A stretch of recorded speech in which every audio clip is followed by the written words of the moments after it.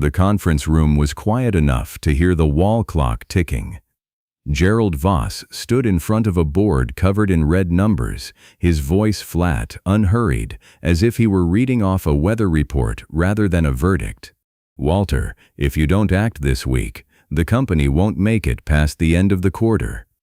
He said it, then set his pen down on the table in front of the man who had been his friend for 22 years. Walter Ashcombe's hand trembled slightly as he picked up his own pen. He was 63, his white hair neatly combed, his eyes long accustomed to signing his name under hundreds of contracts over the course of his career, but this time his fingers hesitated over the first page of a share sale agreement, as though his body knew something his mind hadn't caught up to yet. 3 other people sat around the table, the company's small board, and none of them said a word. They only looked down at the pages in front of them, as if trying to avoid Walter's eyes. Outside the glass door, a dog was barking furiously. It was large, dark brown, chained to a post in the hallway, clawing at the marble floor as it strained to reach the glass separating it from the room inside. No one in the room turned to look. 3 weeks before that day, Renata Cruz stood in front of the iron gate of the Ashcombe estate, a small suitcase in hand, looking up at the 3-story house draped in vines already fading with the end of summer. She was 34, slight of build, wearing a wool coat that was worn but neatly pressed, a habit left over from the years she'd spent behind the counter of a small family accounting shop before the shop closed because the numbers were never explained clearly enough. Now she had only one job: clean, make tea, and don't ask too many questions. She had taken 2 buses to get there, riding the whole way and watching the scenery shift from the cramped rows of houses in the outer suburbs to the oak-lined streets leading into the wealthy part of town. Every time she changed jobs, she reminded herself of the same thing: don't get attached, don't notice too much, just do your work well and go back to your room. Mrs. Odell answered the gate, a middle-aged woman in a crisp white apron who walked as straight as a ruler and had been housekeeper to the Ashcombe family for more than 15 years. She led Renata through room after room, her voice flat as she listed off the duties: the living room wiped twice a week, the kitchen cleaned every night, the staircase polished on Tuesdays, the bedsheets changed every Friday. "You'll be staying in the attic room, end of the hall on the left," Mrs. Odell said, walking past a row of old portraits lining the staircase, the faces of past generations of the Ashcombe family, looking down with stern expressions faded by time. "Mr. Walter likes his quiet. You won't need to make any noise." Then they stopped in front of a heavy oak door at the end of the first-floor hallway. "Mr. Walter doesn't want anyone going in there," Mrs. Odell said, her voice dropping slightly. "Not even me." Renata nodded, asked nothing more, though her eyes drifted to the gap in the door and caught sight of a large wooden desk buried under papers, stacks of files leaning at odd angles as though no one had touched them in a long time, only a thin layer of dust settled over the leather covers. "That was his study," Mrs. Odell went on, "and Mrs. Eleanor's too, back when she was alive. The 2 of them used to sit in there in the evenings, going over the ledgers together." "When did Mrs. Eleanor pass?" Renata asked quietly. 2 years ago, winter." Mrs. Odell said nothing more, only eased the door shut and kept walking, as if the conversation had ended right there. But Renata noticed the housekeeper's hand tighten around the ring of keys she carried, her jaw set, as though the name still carried a weight that had never grown any lighter. That afternoon, when Renata carried a bucket of water out to the backyard to empty it, she heard a low growl coming from the wooden pen set near the stone wall. A large dog, dark brown fur, ears flattened but its eyes never leaving her for a second. "That's Duke," a gardener said quietly as he passed, a note of caution in his voice. "Careful with him. Ever since Mrs. Eleanor died, he's turned mean. Bit the old gardener once. Nobody goes near him now except to feed him. They call him the killer dog of the estate," the man added, almost in a whisper, his eyes flicking around as though afraid someone might overhear. "You're new, so I figured I'd warn you. Never put your hand in his pen. Renata stood still, neither stepping back nor moving closer. The dog watched her for a long moment, then suddenly turned and walked slowly over to lie down beside an empty wicker chair set in the corner of a small library that looked out over the backyard, the only chair in the whole garden that still had its old cushion intact, as if someone had kept it there for a reason.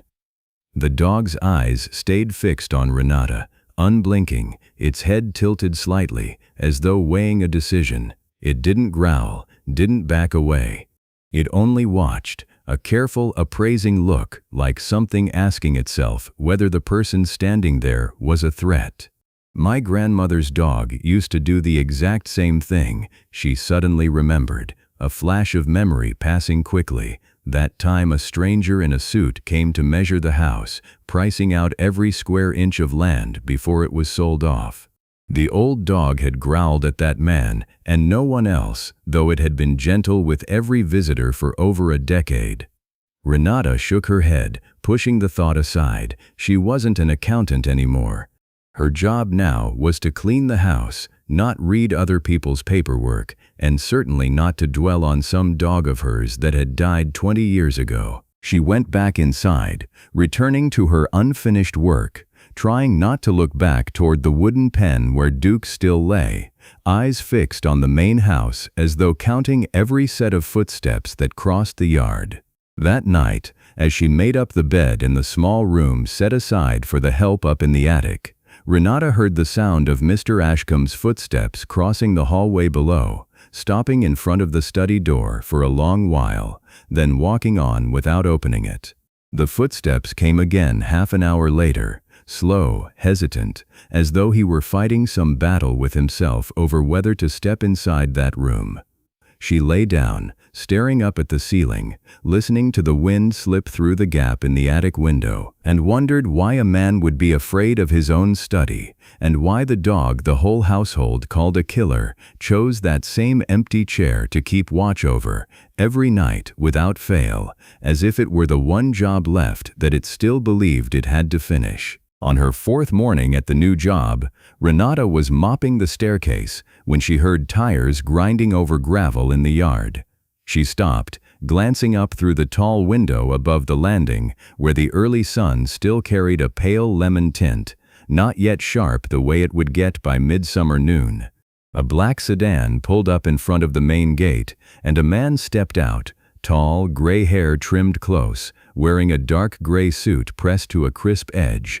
He carried a glossy brown leather briefcase, clutched tight against his body, as if something inside it could not be allowed to fall. Renata recognized the stranger's walk at once, steady steps, sure, neither rushed nor slow, the kind of walk that belonged to a man used to having doors opened for him. She had seen that walk before, on certain customers who used to come to her family's shop, the ones always given the best share, the first cup of tea, even when they weren't the ones spending the most. "That's Gerald," Mrs. Odell said as she passed by Renata, her voice easing, almost warm. "Walter's friend, from back when neither of them had anything to their name. Over 20 years now. It's a good thing he's here, don't you worry about it." Renata nodded and kept mopping, her eyes following the man's shape as he walked straight toward the study, the heavy oak door Mrs. Odell had once warned no one was to enter. She remembered her first morning at the estate, when the housekeeper led her room by room and stopped in front of that door only to say one short line, "Mr. Walter doesn't like anyone going in there, not even me," then walked on without another word. Since then, Renata had never seen that door open for more than a few minutes at a time. Only a few seconds later, a growl tore through the hallway, so fierce that Renata nearly dropped the rag in her hand. She froze on the stairs, her heart pounding faster than whatever had made that sound. Duke stood blocking the entrance to the study, his body rigid, front legs planted hard against the stone floor, teeth bared beneath curled lips. This wasn't the bark he gave strangers at the front gate. It was a low, sustained growl, almost a deliberate warning, aimed straight at the man standing there with the leather case in his hand. Every muscle under his dark brown coat had knotted into hard blocks, his tail low but not trembling the way it did when he was afraid. This was the stance of an animal standing guard, not one in a panic. Gerald Voss stopped, his face tightening for one brief moment, so brief that if Renata hadn't been looking straight at him, she would have missed it. His jaw flexed, his eyes flicking fast between the dog and the door, as if weighing whether to step back or push forward. Then he smiled, an easy smile. "This dog's never liked anyone in a suit," he said, his tone light, turning toward Walter, who had just stepped out from the living room. "Probably thinks I'm here to collect a debt." Walter laughed along, but there was something uncertain in his eyes. "Sorry, Gerald. He's been like this lately. Ever since Eleanor died, he acts this way with anyone who comes near that room." It's fine, Gerald said, clapping his friend on the shoulder, his voice reassuring. "I understand. He's just a dog." Mrs. Odell appeared right after, her face set hard, grabbing Duke's leash and hauling him out of the hallway. "That's enough. Renata, come help me lock him in his run," she said, her tone sharper than usual. "And you, stop standing there staring. This isn't your business to watch." Renata hurried over to help Mrs. Odell, both hands gripping the leather collar around Duke's neck, feeling his body still rigid, his breath still coming fast. He wasn't looking at her. His eyes stayed fixed on the study door, where Gerald had just walked in with his leather case.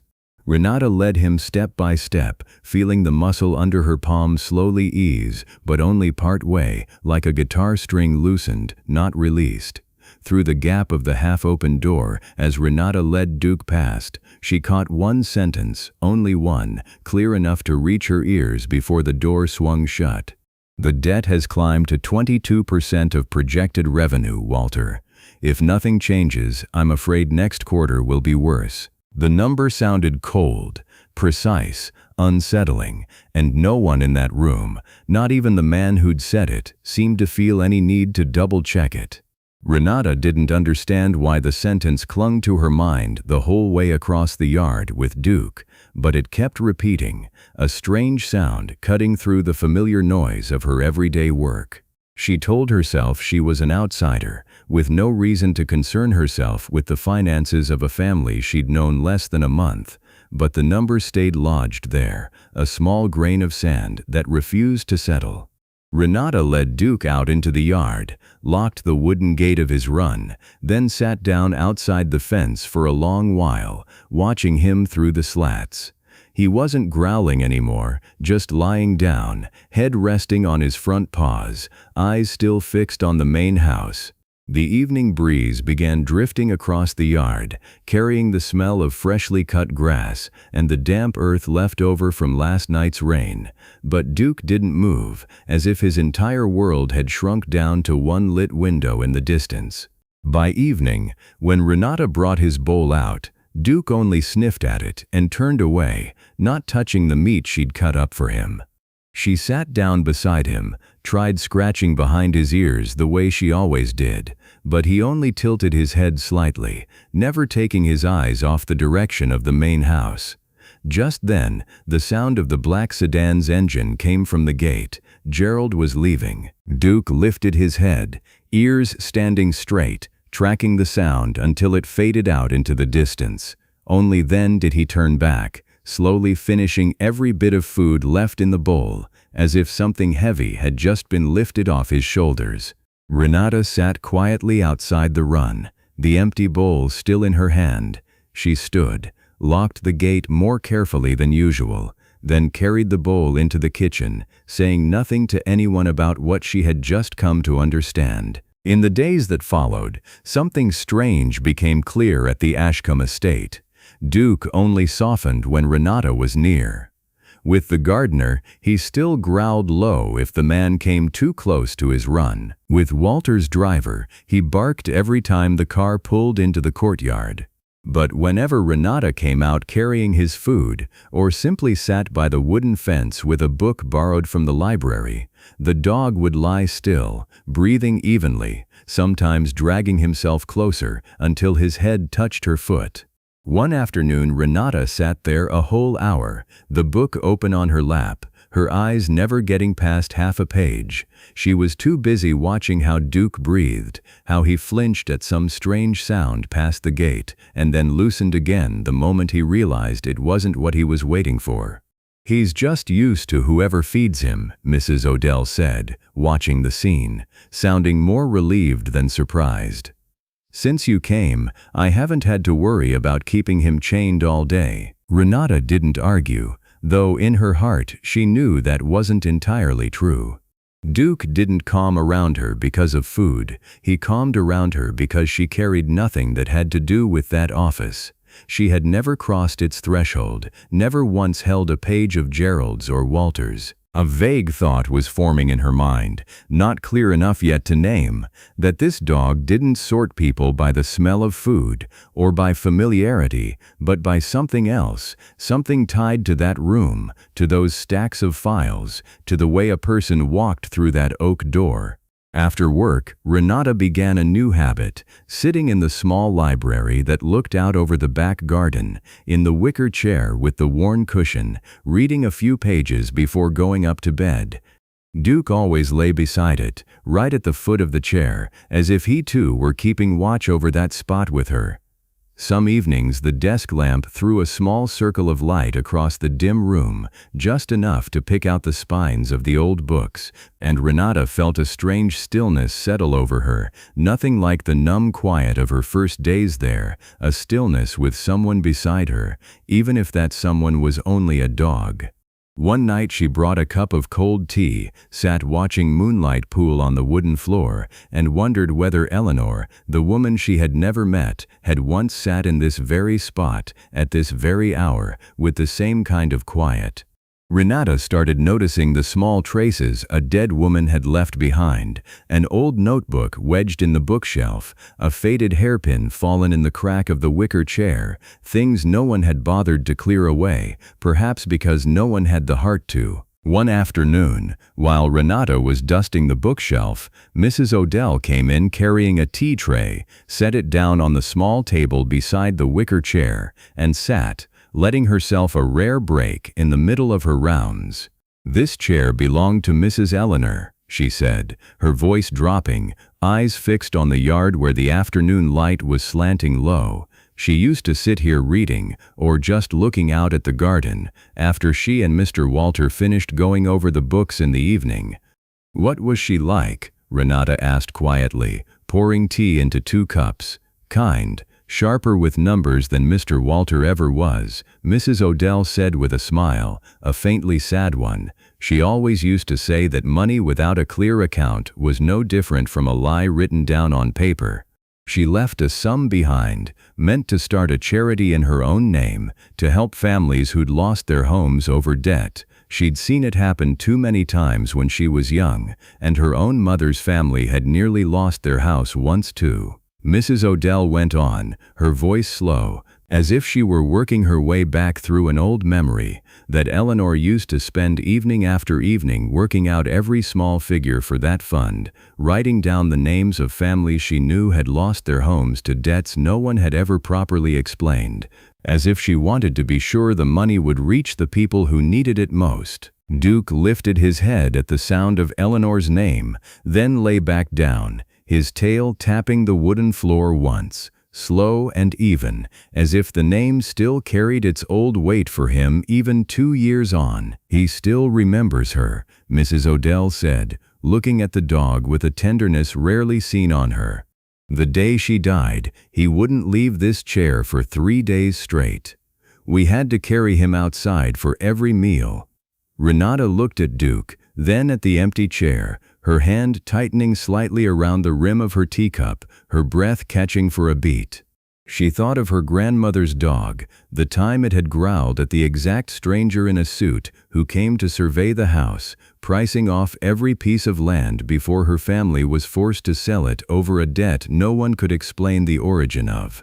She still remembered standing behind the kitchen door that year, 9 years old, watching the family's old dog bark without stopping at the man with the survey book, while the grown-ups only scolded it for being unruly, no one thinking to listen for what it was trying to say.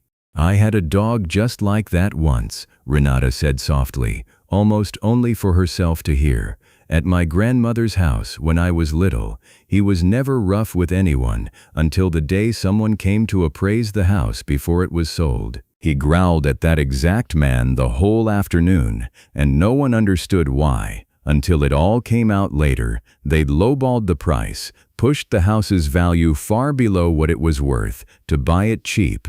Mrs. Odell looked at Renata for a long moment, saying nothing, only nodding slightly, as if the story had touched something she had never quite thought of before.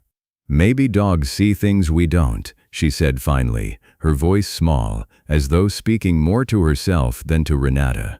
The two of them sat in silence for a while, only the soft clink of teacups against saucers and the occasional thump of Duke's tail against the floor.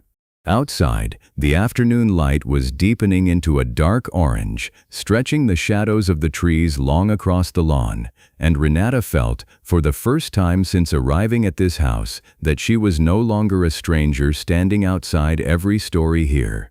That evening, as Renata carried the tea things down to the kitchen, she passed the office and saw the door open a narrow crack. Walter sat alone at his desk, the lamplight falling across his tired face, his hand rubbing at both temples in front of a thick stack of papers. Something in the way he sat made Renata stop for a few seconds, not the focus of a man at work, but the posture of someone struggling to understand something beyond him. He didn't notice her standing in the hallway. She walked on quietly, but Mrs. Odell's words still echoed in her head. Money without a clear account is no different from a lie written down on paper, and she wondered, not for the first time that week, whether that very room was holding some lie of its own, only waiting for the day it would be dragged into the light. On a Monday morning, Walter allowed Renata to give the study a light cleaning, just dust the shelves and vacuum the floor. Absolutely no touching the desk. He repeated the warning twice before he left for an all-day meeting in the city, his voice serious enough that Renata nodded 3 times just to put him at ease. Stepping into the room for the first time in daylight, Renata realized it was bigger than she had imagined. High ceilings, dark wooden shelves running along both walls, and the desk sitting in the middle like its own private island, buried under uneven stacks of paper. She worked carefully, keeping her distance from the big wooden desk, allowing herself only a single glance before looking away. Duke waited in the hallway all that morning, but at one point he slipped through the gap in the door and ran straight to the corner where the low shelf met the wall, scratching at a floorboard a few times before Renata managed to shoo him back out, afraid of what would happen if Walter came home and caught him. Morning light slanted through the tall window, laying stripes of brightness across the wooden floor, and dust hung in the air like tiny grains that hadn't been disturbed in months.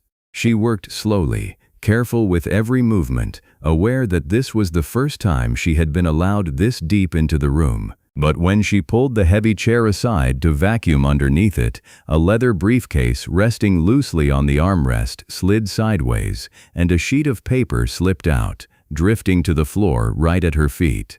She bent down to pick it up, meaning to fold it and set it back in place, but her eyes caught on the numbers printed across the page.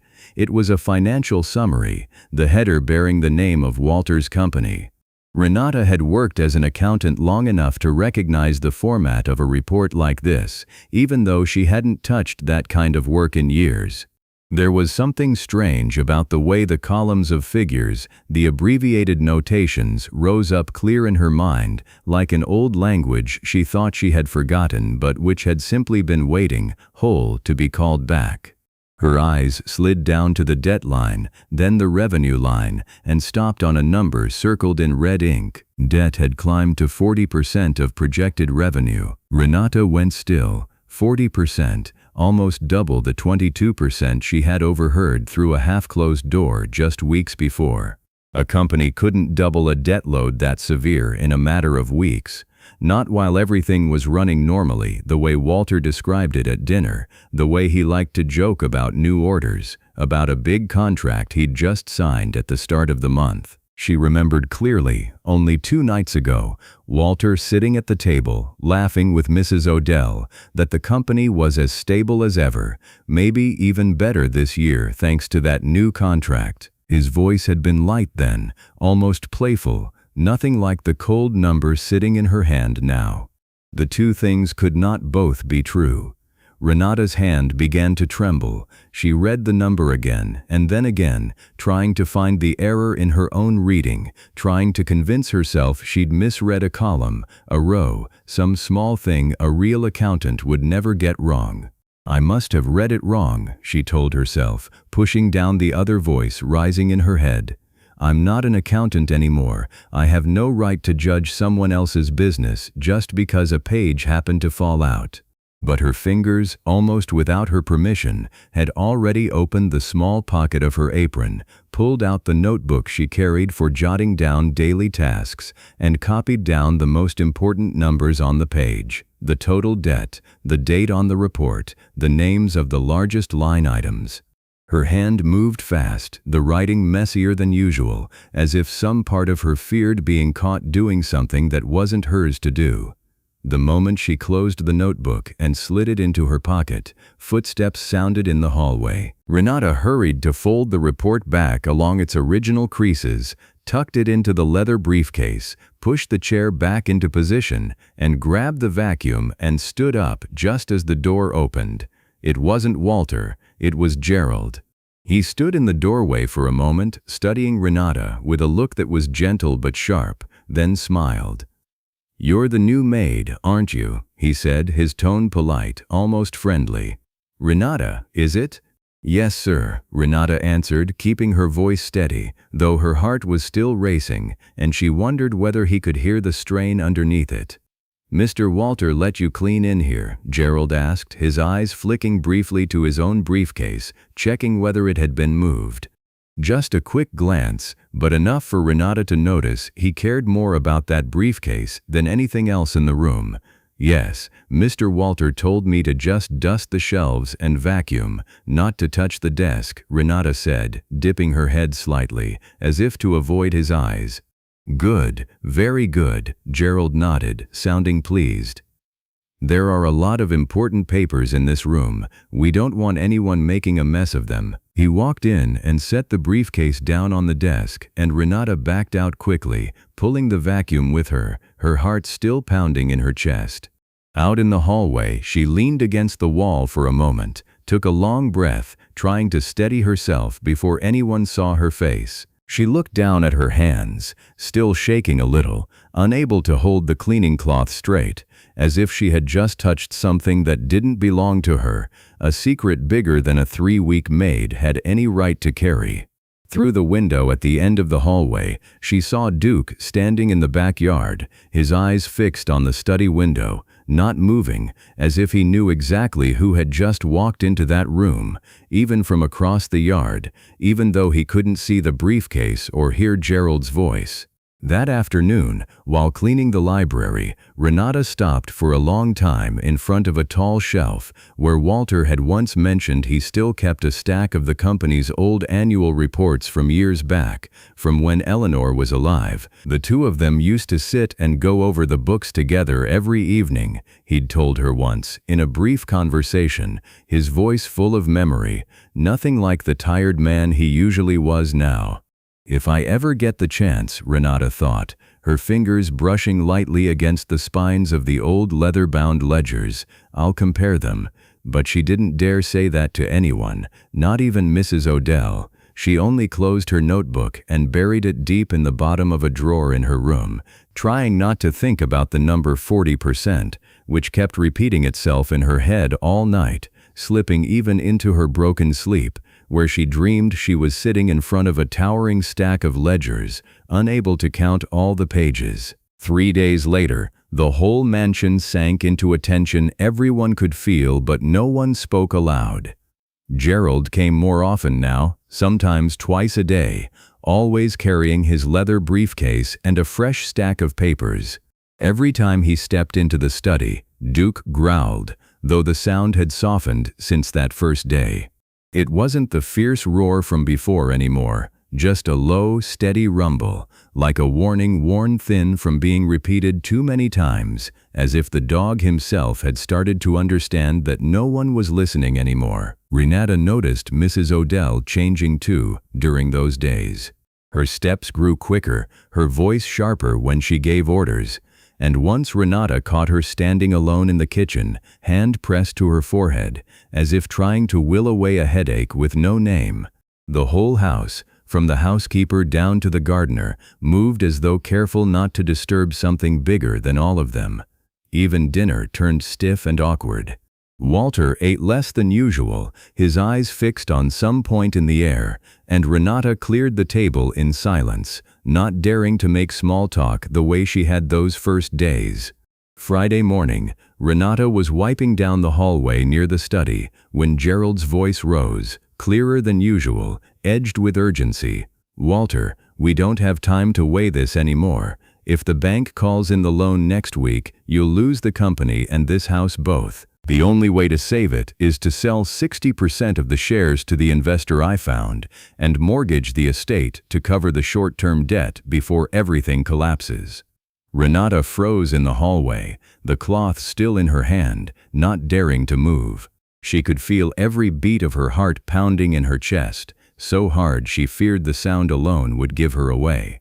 "But this is Eleanor's house," Walter said, his voice shaking, almost pleading. "She left instructions. Part of this estate is supposed to go to the charity that bears her name."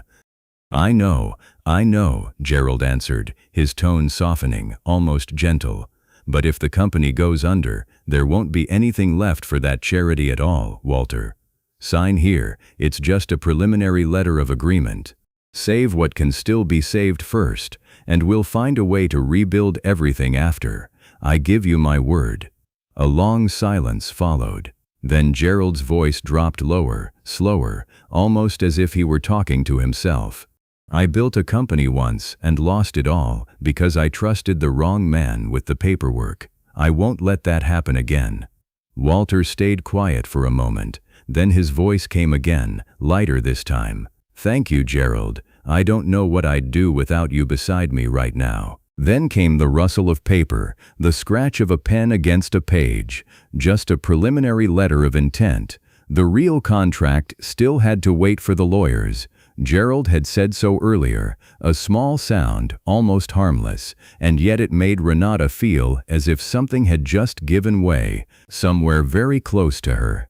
Renata bit down on her lip, her whole body gone rigid. She thought of the number 40% in her notebook, of the look on Walter's face the night before, when he'd still been laughing about the new contract, of what Mrs. Odell had said about money and lies put down on paper. She wanted to step forward, knock on the door, tell him everything she knew.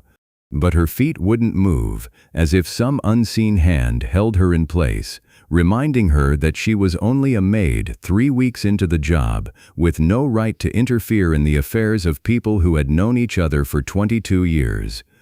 Just then the study door swung open, and Gerald stepped out, facing Renata, who stood only a few steps away. His eyes swept over her, paused for a second, then he moved closer, his voice dropping, none of the politeness he'd shown before. "What are you doing standing here?" he asked, eyes narrowing. "I'm cleaning the hallway, sir," Renata answered, keeping her voice steady, even as her grip on the cloth tightened until her knuckles turned white.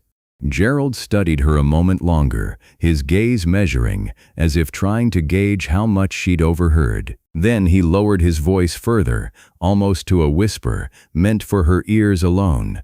"Listen to me. Business in this house is not a maid's concern. If I catch you lingering near this room again, I will personally tell Mr. Walter that you're not suited for this position. Do you understand?" Renata nodded, unable to say a word, her throat closing up, her hand clenched so tight around the cloth that her knuckles ached. Gerald smiled, a cold smile, then walked away, leaving Renata standing frozen in the hallway, the damp, sweat-soaked cloth still balled in her fist. She stood there a long time, staring at the closed study door, the light still glowing bright through the crack beneath it. Outside, the hallway dimmed as afternoon clouds rolled in and swallowed what was left of the sun, and darkness spread slowly, like a curtain falling over the whole estate.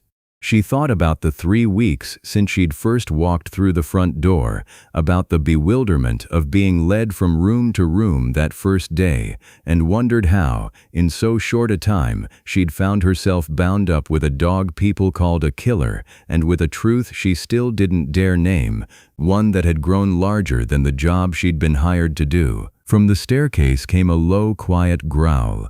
Duke stood there. She hadn't noticed him following her, his body pressed against her leg, eyes fixed on the closed door, as if he too had just heard something Renata couldn't put into words. Renata crouched down and laid a hand on the dog's head, feeling his breath still coming fast. She thought of the notebook tucked away in her room, of the number 40%, of the sound of the pen touching paper behind that door. She had heard the pen touch the paper, just a preliminary letter of agreement, Gerald had said. The real contract, he'd claimed, still had to wait for the lawyers to draw it up. That night, Renata didn't come down for dinner with the others as she usually did. She sat in her room, the notebook open in front of her, her hands trembling as she turned back through page after page of notes, and for the first time since arriving at the estate, she felt utterly alone. No one would believe the word of a maid 3 weeks into the job, not even with a number this clear in her hand. Outside the window, night had fallen fully, and the sound of a dog barking drifted in from the kennels, steady as a breath that refused to stop. The next morning, Renata carried the tea tray up to the kitchen earlier than usual, her hands still shaking as she poured the water. Her eyes were dark with exhaustion. She'd barely slept, her mind spinning between numbers and the sound of that pen scratching paper, a sound that still echoed in her ears. Mrs. Odell watched her for a moment, set the kettle down on the table, then asked her directly, "What's going on, Renata? You look like you haven't slept all night." Renata hesitated. She remembered Gerald's warning, remembered the risk of losing her job, but she also remembered the number 40% circling in her head all through the night, and Duke's eyes pressed close to her legs in the dark hallway the evening before. Finally, she set the teacup down and lowered her voice. "I think there's something wrong with the numbers Gerald gave Walter," she said. "I used to work in accounting before I came here. I happened to see a page of the report, and the figures didn't match what Walter's been saying." Mrs. Odell studied her closely, not interrupting, not showing the suspicion Renata had feared. Her eyes, instead, slowly turned grave, like someone quietly fitting together fragments she'd been holding on to for a long time without knowing what to call them. "What do you remember?" she asked, her voice suddenly serious. Renata pulled the notebook from her apron pocket and opened it, pointing to the lines she'd written. "Debt risen to 40% of projected revenue, dated 2 weeks ago." But she'd heard, weeks before that, Gerald say the figure was only 22%. A company couldn't double its debt load in a matter of weeks if everything were as normal as Walter claimed. Mrs. Odell was quiet for a long moment, her gaze drifting out the kitchen window, toward a corner of the library visible in the distance. Her hand tightened around the dish towel, her jaw setting. "Walter always bragged he kept the old annual reports," she said at last, her voice slow. "From back when Eleanor was still alive. The two of them used to sit and go over the books together every evening. I remember that clearly. If those numbers are real, they'd have to match years of trends. They couldn't jump like that out of nowhere." The two of them went to the library and shut the door carefully, though at that hour no one else was inside anyway. Mrs. Odell climbed the small wooden ladder and brought down a stack of leather-bound files from the top shelf. A thin layer of dust settled on them from years untouched. She handed each folder down to Renata, her hand trembling slightly from reaching so high, but she showed no sign of wanting to stop. They sat at the wooden table in the middle of the library and carefully opened each report in chronological order, checking them against the figures Renata had written down. The desk lamp cast a warm yellow glow over the pages, while outside the light had already faded to dusk, and a faint wind slipping through the window seams made the thin paper tremble each time they turned to a new page. The past 3 years, the company's revenue rose steadily, no sign of trouble anywhere, Renata said, her finger tracing down the rows of figures. Long-term debt held stable around 15% of revenue, almost the same every year. So where did that 40% come from? Mrs. Odell asked, her voice edged with something colder. Just then, turning to a report from the previous year, Renata stopped. There was a line written by hand in the margin, small, slanted, clearly not Walter's writing. Check this line item with Gerald. The number doesn't match what I have in my ledger. Whose writing is that? Renata asked softly, though in her heart she'd already guessed the answer. Eleanor's, Mrs. Odell said, her voice catching. She used to write notes in the margins like that, whenever something didn't sit right with her.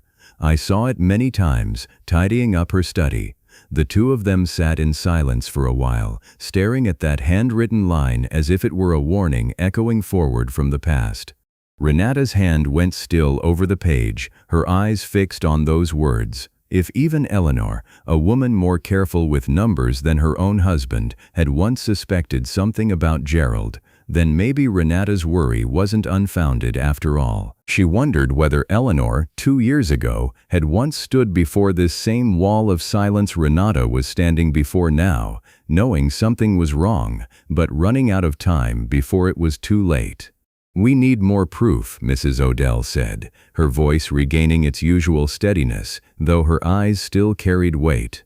Notes and memory alone aren't enough to bring to Walter. He trusts Gerald more than he trusts anyone, more than he trusts himself these days. Renata nodded and closed her notebook, but this time she no longer felt as alone as she had the night before. At least now, someone else in this house believed those numbers hadn't gone wrong by accident. They sat a little longer, saying nothing more, quietly putting each report back in its proper order, as if to keep anyone from noticing they'd been opened at all. As they set the old reports back on the shelf, Duke padded quietly into the library and lay down under the table, resting his head on his front paws, his eyes fixed on both women, as though he too understood, in his own way, that something was beginning to change. The news came on Monday afternoon, just 2 days before the deadline to sign the official stock sale papers. The weekend had passed in a heavy silence. Renata and Mrs. Odell didn't dare bring up what they'd discussed in the library, only trading glances whenever Gerald walked past, like two people guarding a secret neither would say out loud. Once Renata caught Mrs. Odell standing frozen outside the study door, her hand half raised to knock, then pulling back. She didn't knock, not once, as if she too were caught between speaking up and staying silent the way she always had.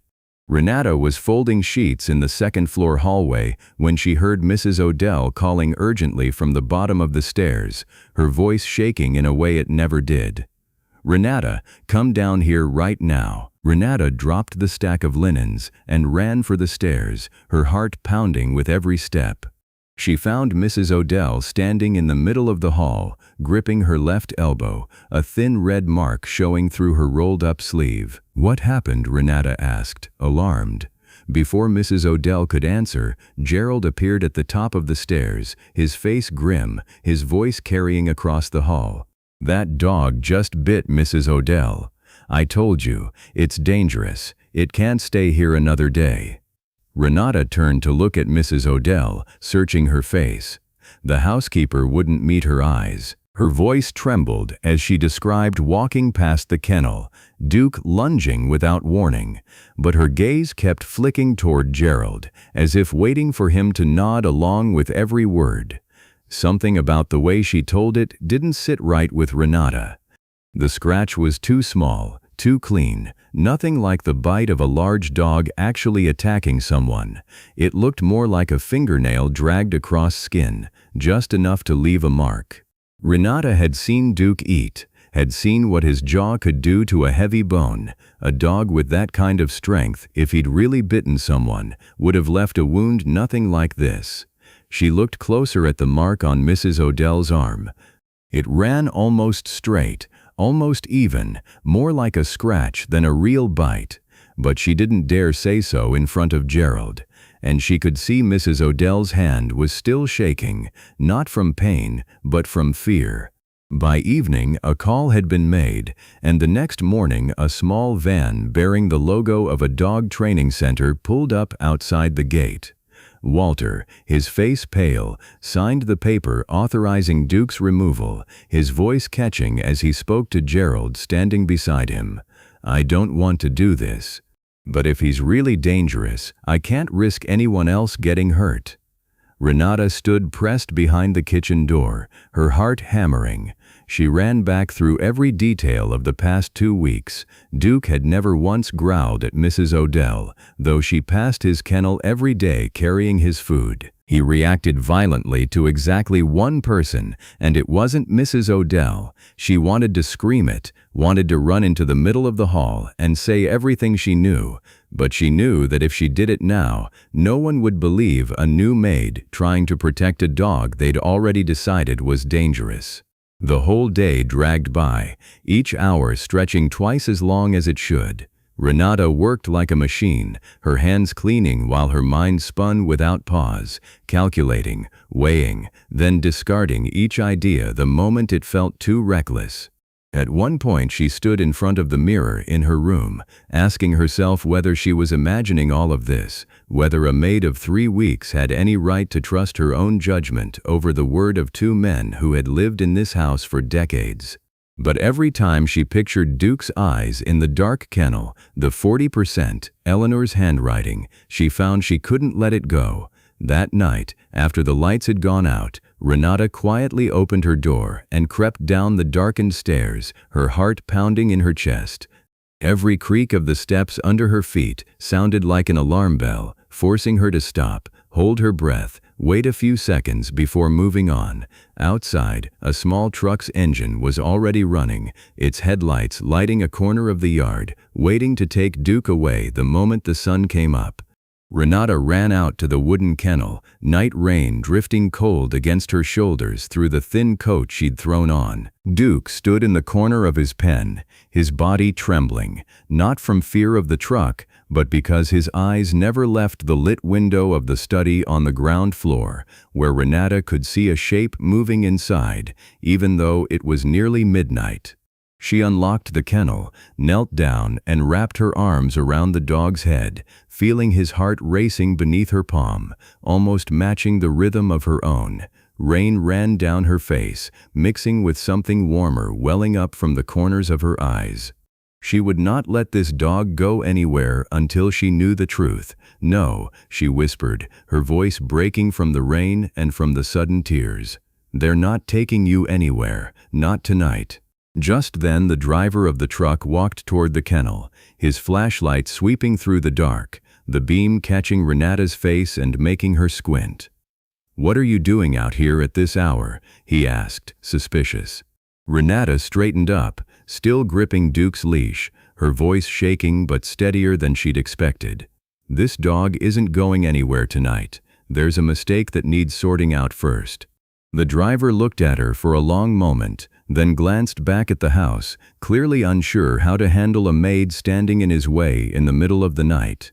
He checked his watch, then looked back at her, as if weighing whether it was worth arguing with a woman standing her ground in the rain. Right at the height of it, the study light upstairs went dark, and Renata heard a window close, hurried footsteps inside the house, as if someone had just finished something they needed to hide before morning. Renata didn't wait another second. She pulled Duke along, running across the rain-soaked yard, ignoring the driver calling after her from behind.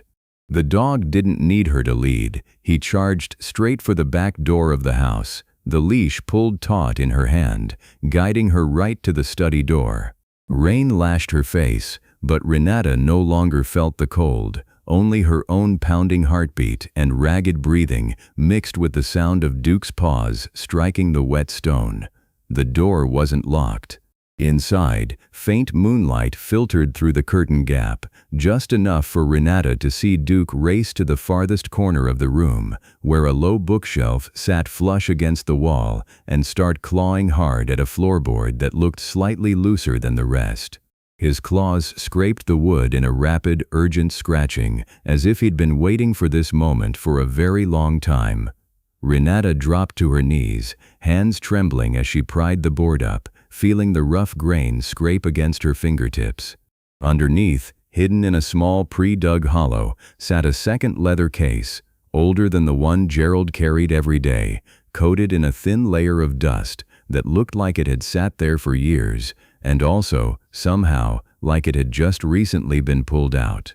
She opened the case, hands shaking as she flipped through the pages inside under the dim light of the small flashlight she'd brought. This was an entirely different set of reports. The real debt figure sat at just 15% of revenue, stable, matching exactly what she and Mrs. Odell had found in the old files. No sign of bankruptcy anywhere. The company was healthy, just as Walter had always believed. A lump rose in Renata's throat, not from surprise, but because she'd been right, and being right weighed far heavier than she'd expected. "What are you doing?" Gerald's voice came from behind her, cold and sharp as a blade. He stood in the doorway, none of his usual polish left, his eyes fixed on the open case in Renata's hands, his hair soaked with rain and plastered to his forehead, his breath coming fast, as if he'd just run down from somewhere in the house. "Give it to me," he said, stepping forward, each word clipped short. Renata rose, clutching the case to her chest, backing up a step until her spine hit the bookshelf behind her. "This is the real one, isn't it?" she said, her voice shaking but her feet planted. "You gave Mr. Walter a fake." Gerald didn't answer. He lunged, wrenching the case from her hands. The two of them grappled, papers spilling loose, scattering across the floor, white against the dim moonlight. Duke went for him immediately, clamping onto Gerald's sleeve as he raised his arm to shove Renata down, dragging him backward, sending him stumbling into the bookshelf. A stack of books crashed to the floor. "Get off, you damn dog," Gerald shouted, trying to wrench his arm free of the dog's jaws. But Duke didn't let go, only bit down harder, enough to hold him, not enough to do real damage. The light snapped on. Walter stood in the doorway, face pale, hand still on the switch, staring at the scene before him, papers strewn across the floor, Gerald wrestling with the dog, and Renata standing in the middle of the room, still clutching a few pages of reports she'd managed to grab back, her hair soaked, her breath heaving. "What is going on here?" Walter asked, his voice trembling, his eyes darting between the three faces in the room, as if trying to piece together a picture that made no sense. Gerald shoved Duke off and straightened up, forcing back his composure, rubbing his bitten arm. "That dog attacked me, Walter. He's gone mad. I was only—" He hid a second set of reports. Renata cut in, her voice ringing out clearer than she'd ever thought herself capable of. "The real numbers are nothing like the ones he gave you. Duke led me straight to where he'd hidden them." She stepped forward and held the pages out to Walter, her hand still shaking, her eyes never leaving his face. Walter took them, scanning line by line, his expression sliding from confusion into something closer to pain, his hands tightening around the paper's edge until his knuckles went white. 15%, he murmured, his voice barely audible. Not 40. It was never 40. He looked up at Gerald, and the look in his eyes was no longer that of a man who trusted absolutely. It was the look of someone seeing the truth for the first time in years. A truth some buried part of him may have already sensed, but never allowed himself to believe. "Why?" Walter asked. Just one word, but heavier than any long question could have been. Gerald stood silent for a moment, his chest still heaving from the struggle, and when he finally spoke, his voice dropped low, echoing something close to what he'd said days before, only this time it didn't sound like reassurance at all. "I lost everything once because I trusted the wrong person with the paperwork, Walter. I'm only doing what's necessary so that never happens to me again." Walter looked at him for a long moment, then shook his head slowly, as if 22 years of friendship were shattering right in front of him in a single instant, each piece falling without a sound. "You were going to take my company," he said. "Take the house Eleanor and I built together." His voice had settled into a strange calm now, a calm more frightening than any anger. "In the name of our friendship." Duke stood beside Renata, panting but no longer growling, watching Gerald with one last wary look, as if his job at last was done.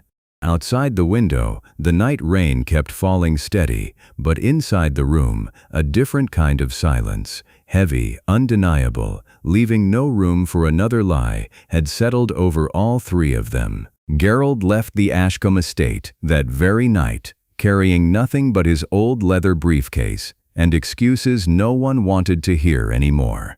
Walter stood at the front door and watched the black sedan disappear behind the row of trees, rain still falling lightly on his shoulders. Then he went back inside and called his lawyer before dawn had fully broken. The formal meeting with the reduced board, the three remaining members of the company, scheduled weeks earlier to sign off on the stock sale, had been set for that very morning. Walter called it off himself before any of them could even step into the room. The stock sale agreement was scrapped that same week. The company's real financial reports were audited from the ground up, and a small investigation was quietly forwarded to the authorities to look into Gerald's conduct. Handled without noise, the way a family like the Ashcombes handled everything, even the most painful things. The next morning, before Renata had even started her work, Mrs. Odell found her alone in the kitchen. Her voice trembled as she apologized. Gerald had threatened to tell Walter that she was the one who'd leaked the ledger to an outsider, unless she went along with what he told her to say about the wound on his hand.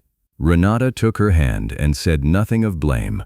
3 weeks later, on a late autumn afternoon, Renata walked into the library, carrying the tea tray as usual. The afternoon sun came slanting through the tall windows, laying warm gold streaks across the old oak shelves, across the wicker chair with its faded cushion where Duke always napped in the afternoons. There were no more hurried footsteps in the hallway, no more tense growls echoing from the study, only the gentle stillness of a house that had found its ordinary breath again. Walter sat at his desk, a fresh stack of financial reports laid out in front of him, but this time without the strain of the weeks before.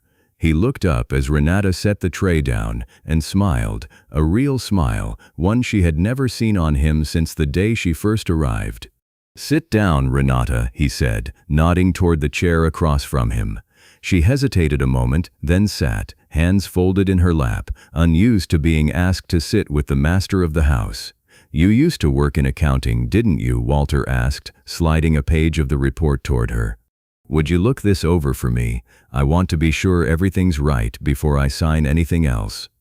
Renata took the page. A smile rose from somewhere deep inside her, a feeling whose shape she had almost forgotten, not since the day her family's shop closed its doors. "Yes, sir," she said, her voice steadier than it had ever been. Under the table, Duke lay curled up, head resting on his front paws, eyes half closed in the warm light.